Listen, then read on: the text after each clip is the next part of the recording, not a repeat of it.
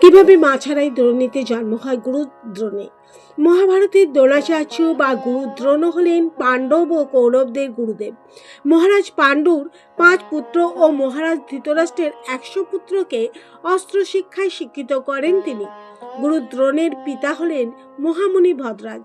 তবে দ্রোণের জন্ম কোনো মাতৃগর্ভে হয়নি। তার জন্ম কাহিনী একটু অন্যরকম। মুনি ভদ্রাজ অরণ্যে কুটির নির্মাণ করে একাকী বাস করতেন এবং জপ তপ নিয়ে থাকতেন। একদিন যখন তিনি স্নান করতে গঙ্গা তীরে যান, তখন স্বর্গের অপ্সরা ঘিতাচি আকাশপথে সেখান দিয়ে যাচ্ছিলেন।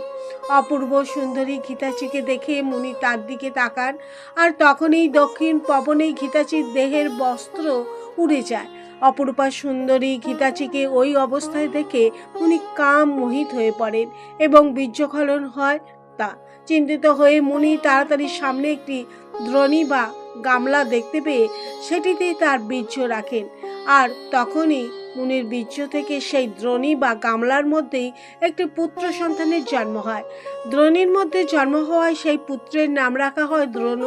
পুত্র দেখে মুনি খুশি হন এবং তাকে নিজের কুটিরে নিয়ে যান।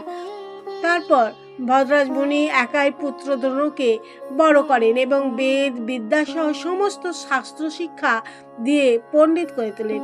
পিতার আশ্রমে ছোটবেলাতেই রাজপুত্র দ্রুপদের সঙ্গে বন্ধুত্ব গড়ে ওঠে দ্রোণের, যার ফল ছিল সুদূর প্রসারী।